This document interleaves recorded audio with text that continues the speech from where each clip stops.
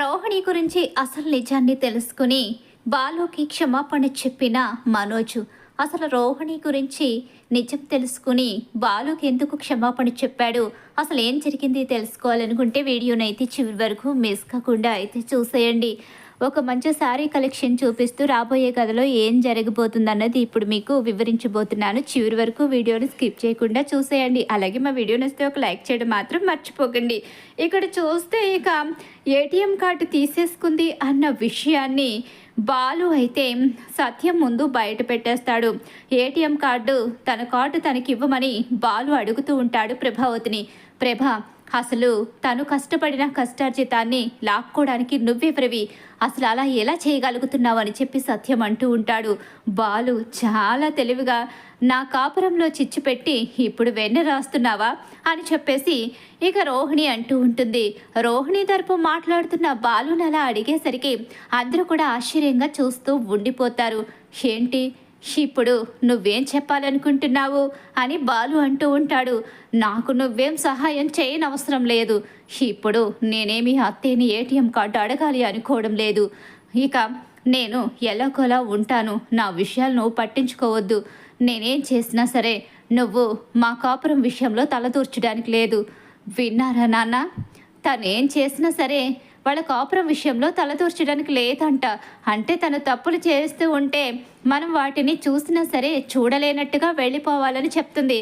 ఏరా మనోజ్ అని చెప్పి అంటూ ఉండగానే, ఏమో నాకేం తెలీదు, నువ్వు నిజాలు బయట పెట్టడం వల్లే కదా ఈరోజు ఇలాంటి పరిస్థితి ఏర్పడింది. ఏరా జీవితాంతం నీ పెళ్ళం చేతిలో ఫూల్ అవ్వాలని ఫిక్స్ అయ్యావా ఏంటి?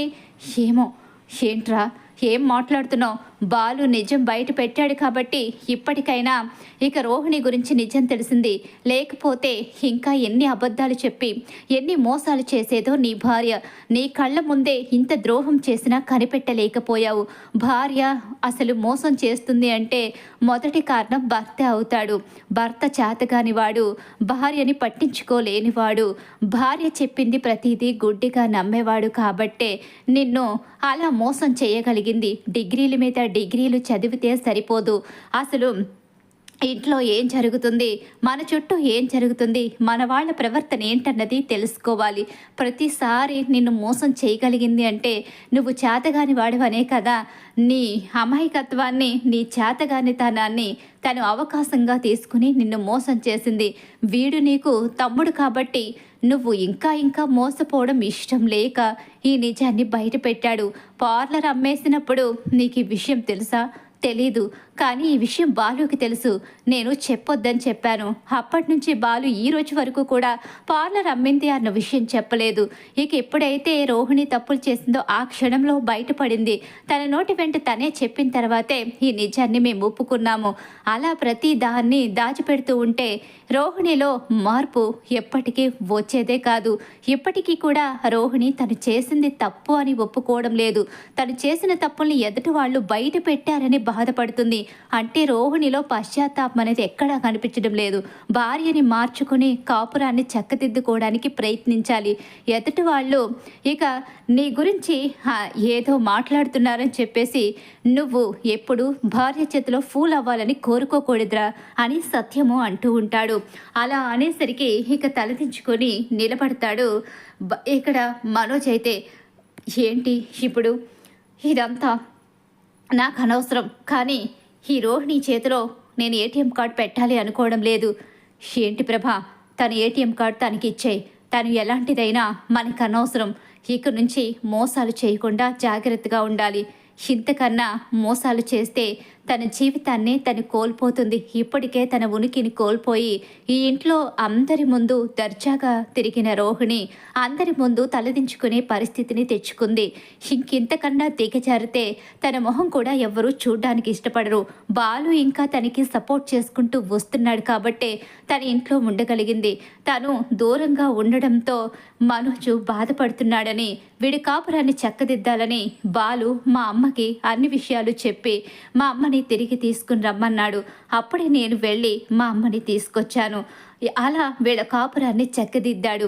అయినా సరే రోహిణి ఎంతసేపు బాలు మీనాల వైపే ఉరిమి చూడ్డం, వాళ్ళ మీదే నిందలు వేయడం చేస్తూ ఉంటుంది. నీలో రోహిణి కనిపిస్తుంది. రోహిణిలో నువ్వు కనిపిస్తున్నావు. అత్తకి తగ్గ కోడలు. అలా అని నువ్వు మోసాలు చేసావనడం లేదు. కాకపోతే నీ కొడుకు విషయంలో మమ్మల్ని చాలాసార్లు మాయ చేసావు. చివరికి ఈ మోసాలు చేసే రోహిణి విషయంలో కూడా మమ్మల్ని మాయ చేసావు. కోట్లు ఉన్నాయని చెప్పేసి నమ్మి తను ఎవరో, అసలు తను ఎక్కడి నుంచి వచ్చిందో, తన పుట్టికేంటో తెలుసుకోకుండా మనోజ్కిచ్చి పెళ్లి చేసి ఈరోజు తన మీద పెత్తనం చేయాలని, తనకొస్తున్న ఆదాయాన్ని, తన హక్కుని లాగేసుకోవాలని చూస్తున్నావు. మనం కూడా తనలాగే ఉంటే తనకి మనకి తేడా ఏముంటుంది? నీకు కోపం ఉంటే కోపంలా చూసుకో, అంతేకాని ఇలాంటి విషయంలో మాత్రం నువ్వు రోహిణిని ఇబ్బంది పెడతాను అంటే నేను ఎట్టి పరిస్థితిలోని ఊరుకోను అని చెప్పేసి ఏటీఎం కార్డు అయితే సత్యం రోహిణి చేతికి ఇప్పించేస్తాడు. అలా రోహిణి ఏటీఎం కార్డు అయితే తీసుకుంటుంది. గుర్తుపెట్టుకో అమ్మ రోహిణి, నువ్వు తప్పులు చేయకుండా నీ కాపురాన్ని నిలబెట్టుకోవడానికి ట్రై చేయి. అంతేకాని నీ తప్పుల్ని ఎవరో వేలెత్తి చూపించారని చెప్పి నువ్వు వాళ్ళ మీద పగని ప్రతీకారాన్ని పెంచుకుంటూ నువ్వు ఇలానే ఉంటే మాత్రం జీవితంలో ఎప్పటికీ కూడా నీ కాపురం నిలబడదు. అది గుర్తుంచుకో అని చెప్పేసి సత్యం అక్కడి నుంచి వెళ్ళిపోతాడు. కోపంగా చూస్తూ ఉంటుంది రోహిణి. ఇక మనోజ్ కూడా రోహిణిని అసహించుకుంటూనే వెళ్ళిపోతాడు. ఇక ఈలోగా మీనా ఆవిడ గారు చూసారా, మావయ్య అంతగా చెప్పినా సరే ఈవిడి గారి చూపులు మారడం లేదు. మీరు చెప్పిందే నిజం, ఇంకా ఏదో దాచిపెడుతుంది. ఆ విషయాలు కూడా బయట పెడితే తప్ప ఈవిడి గారి పొగరడగదు అని చెప్పేసి మీనా కోపంగా వెళ్ళిపోతుంది. అలా రోహిణికి చాలా పెద్ద షాక్ అయితే ఎదురవుతుంది అక్కడ. ఇక్కడ చూస్తే ఇక మనోజు ఆఫీస్కి వెళ్ళిపోతాడు. ఇక అలా వెళ్ళిపోయిన తర్వాత ఇక ప్రభావతి అయితే అసలు ఈ బాలుగాడు ఎందుకు ఇలా చేస్తున్నాడు, ఆ రోహిణి వీడిని తప్పుపడుతూ ఉంది. అయినా సరే రోహిణి తరపు మాట్లాడతాడు. ఈ బాలుగాడిని ఎలా అర్థం చేసుకోవాలో కూడా అర్థం కావడం లేదు. బాలు మీనా ప్రతి విషయంలో దూరిపోతున్నారు, లేకపోతే దాని పొగరు నేను అడిచేదాన్ని అని చెప్పేసి అనుకుంటూ ఉంటుంది. ఇక ప్రభావతి అయితే అలా ఆలోచించుకుంటూ ఉంటుంది. ఈ లోకాన్ని ఇక్కడ చూస్తే రోహిణికి ఫోన్ అయితే వస్తుంది. అమ్మ, చింటూ నిన్ను చూడాలంటున్నాడు. సరే అమ్మా వస్తున్నాను అని చెప్పేసి రోహిణి బయటికి వెళ్ళిపోతుంది. అలా వెళ్ళిపోయిన తర్వాత ఇది మళ్ళీ ఎక్కడికి వెళ్తుంది అడిగితే ఇక తన హక్కుని లాక్కునే అధికారం నాకు లేదు అని చెప్పి ఇంట్లో వాళ్ళు నా నోరు మూయిస్తున్నారు. ఏం చేయను, దీన్ని మాత్రం వదిలిపెట్టే ప్రసక్తి లేదు అని చెప్పేసి మనోజ్కి ఫోన్ చేస్తుంది ప్రభావతి. ఒరే మనోజ్, అదే బయటికి వెళ్ళింది, అక్కడికి కానీ వస్తుందేమో, షోరూమ్కి దాన్ని రానివ్వకు. షోరూమ్కి వస్తే మాత్రం అక్కడి నుంచే బయటికి పంపించేయి అని చెప్పేసి ఫోన్ చేస్తుంది మనోజ్కి. సరే అమ్మా అని చెప్పేసి ఫోన్ పెట్టేసిన మనోజ్ ఎక్కడికి వెళ్తుంది రోహిణి? రోహిణి మళ్ళీ చెప్పకుండా ఎక్కడికి వెళ్తుంది? అసలు అమ్మ మా ఇద్దరిని పూర్తిగా దూరం చేయాలనుకుంటుంది. దూరం చేయడం విషయం పక్కన పెడితే రోహిణి విషయంలో మాత్రం ఇంకా నేను తెలుసుకోవాల్సినవి ఉన్నాయా లేవా? బాలుగడ్ అన్నది నిజమా లేకపోతే ఇక అబద్ధమా? ఈ విషయాలన్నీ నేను తేల్చుకోవాలి. బాలు ఇంకా రోహిణి ఏదో దాచిపెడుతుందని, కనీసం తన తల్లి గురించి కూడా చెప్పలేదని చెప్పేసి బాలు అంటమన్నాడు. కానీ అది ఎంతవరకు కరెక్టో, రోహిణిని నమ్మాలో లేదో నాకు కూడా అర్థం కావడం లేదు అని చెప్పేసి ఇక మనోజ్ ఆలోచించుకుంటూ బయటికైతే వెళ్ళిపోతాడు. షోరూంలో ఇక అక్కడున్న మేనేజర్కి అప్పచెప్తాడు మిగతా పనంతా.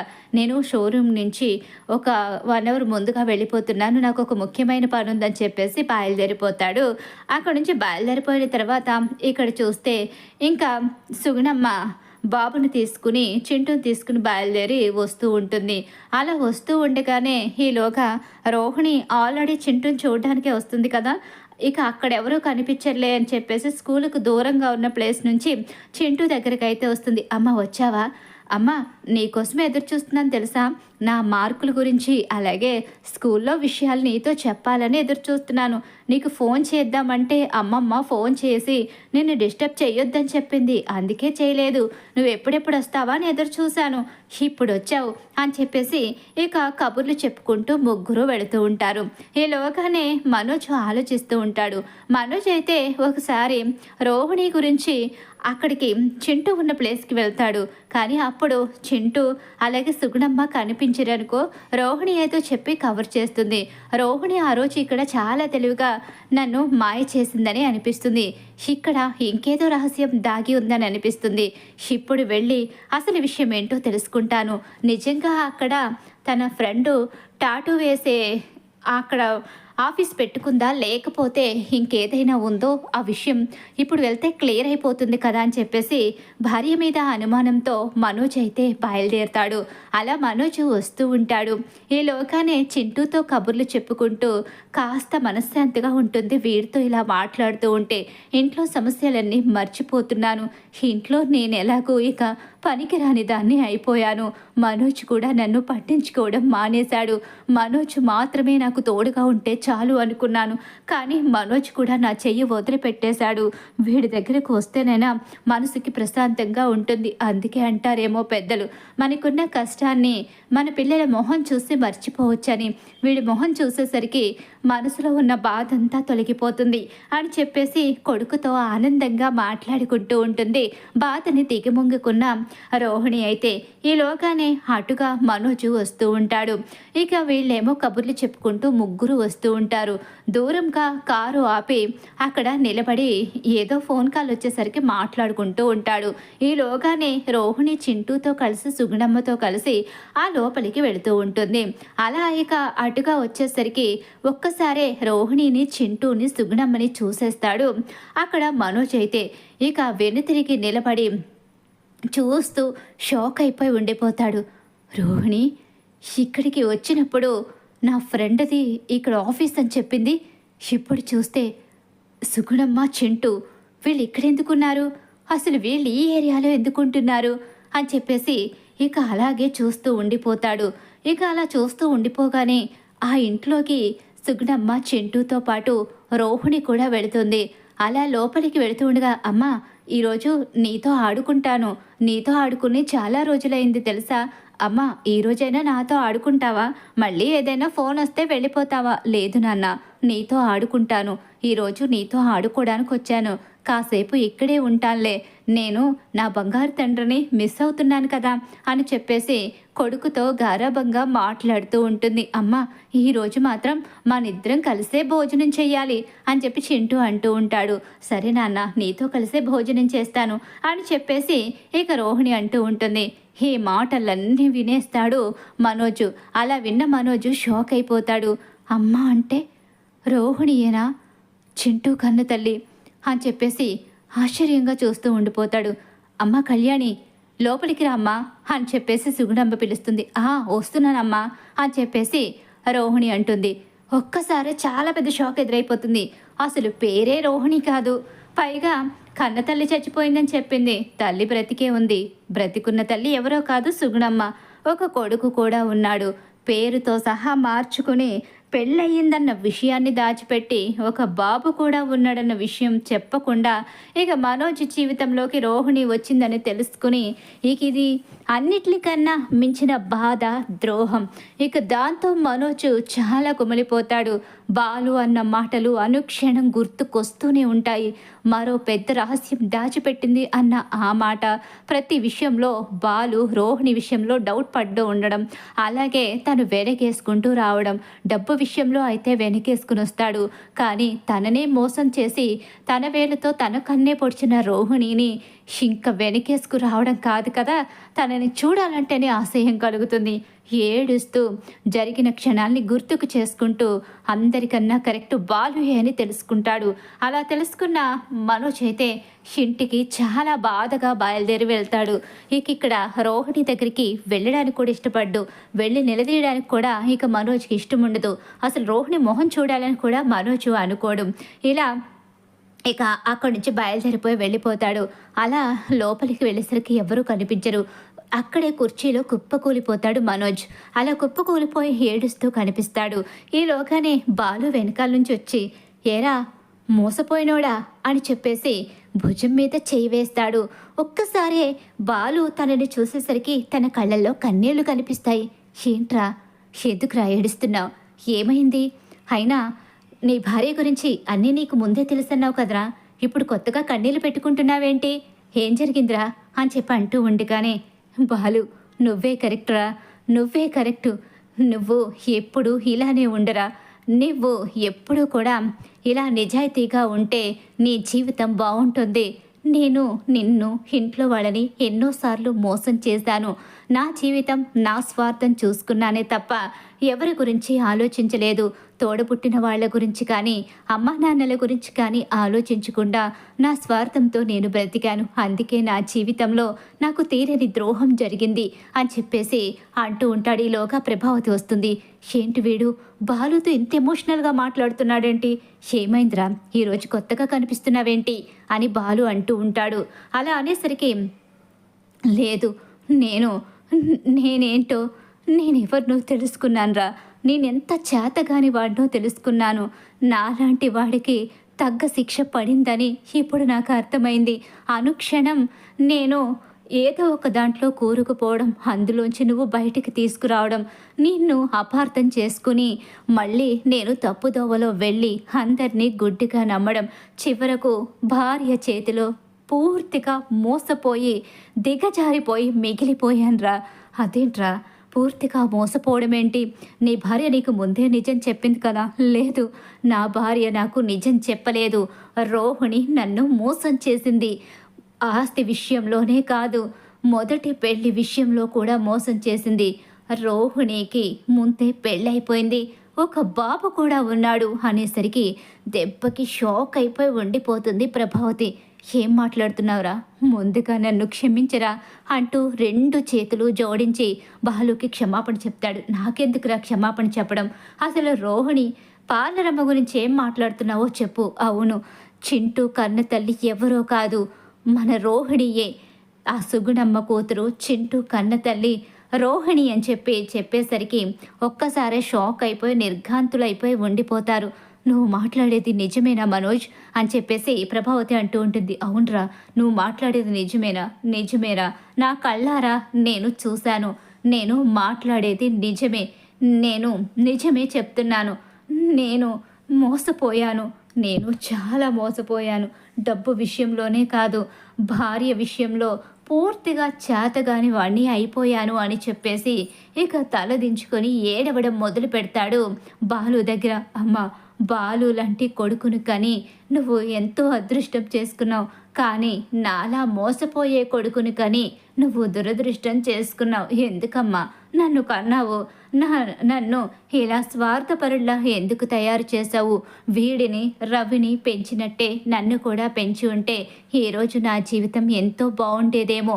మీనాలాగా, శృతిలాగా నాకు కూడా ఒక మంచి అమ్మాయి నా జీవితంలోకి వచ్చేదేమో.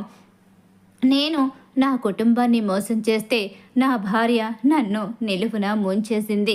నా భార్య నన్ను చాలా మోసం చేసింది అంటూ ఏడుస్తూ ఇక మనోజ్ అయితే చాలా తల్లడిల్లిపోతాడు. అలా ఒక్కసారే ఇక ప్రభావతికి ఊహించని షాక్ ఎదురవుతుంది. ఏంటమ్మవతి ఇది? తనకి పెళ్లి గురించి కూడా నువ్వు తెలుసుకోకపోవడం ఆశ్చర్యంగా ఉంది. అసలు మొదటి పెళ్లి విషయం, పైగా అంత పెద్ద కొడుకున్నాడన్న విషయం కూడా దాచిపెట్టడం అనేది నిజంగా చాలా పెద్ద తప్పు. డబ్బు లేదని తనని నువ్వు దూరం పెడుతున్నావని చెప్పేసి మేమందరం నిన్ను అపార్థం చేసుకుని ఇక అదే చేయడం కరెక్ట్ కాదని రోహిణిని మేము సపోర్ట్ చేసుకుంటూ వచ్చాం. కానీ ఆ పార్లరమ్మ ఇంతగా మోసం చేస్తుందని అస్సలు అనుకోలేదు. వీడి జీవితానికే సర్వనాశనం చేసి పడేసింది అని చెప్పేసి బాలు అంటూ ఉంటాడు. అవునరా, నేను నిజంగానే తప్పు చేశాను. నీలాగా రవిగాడిని పెంచినట్టుగా వీడిని పెంచుంటే ఈరోజు భార్య చేతిలో వీడిలా మోసపోయేవాడు కాదు. వీడిని మాత్రమే గొప్పవాడిగా చూడాలనుకుని డిగ్రీల మీద డిగ్రీలు చదివించి వీడు గొప్పవాడు అవుతాడని గుడ్డిగా మోసపోయి ఆ రోహిణిని తీసుకొచ్చి వీడికి పెళ్లి చేసి వీడిని చేతగాని వాడిలా అందరి ముందు నిలబెట్టాను.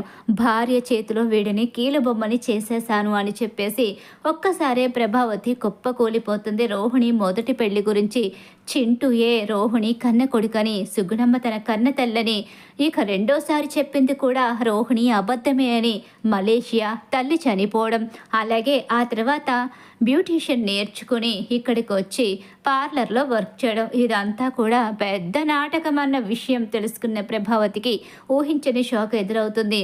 ఏడుస్తూ తమ్ముడు ముందు తల వంచుతాడు. మనోజ్ అయితే తన తమ్ముడే కరెక్టు, తన తమ్ముడు వెళ్ళే దారే కరెక్ట్ అని అప్పుడు బాలు విషయంలో తను బాలుని ఒప్పుకుంటాడు. బాలు మంచితనాన్ని తను చేతగాని వాడిగా తన తమ్ముడు ముందు తల వంచుతాడు మనోజ్ అయితే. మరి ఖచ్చితంగా రాబోయే కథలో ఇలా అయితే జరగబోతుంది. మనోజ్కి రోహిణి గురించి, రోహిణి మొదటి పెళ్లి గురించి తెలిసిపోబోతుంది. మరి మనోజ్ రోహిణి పెళ్లి గురించి తెలుసుకోవాలని మీరు కోరుకుంటున్నారా? అయితే వీడియోని తప్పకుండా లైక్ చేయండి. అలాగే మా వీడియో కనుక మీకు నచ్చినట్లయితే పక్కన ఉన్న హైప్ బటన్ మీద క్లిక్ చేయండి.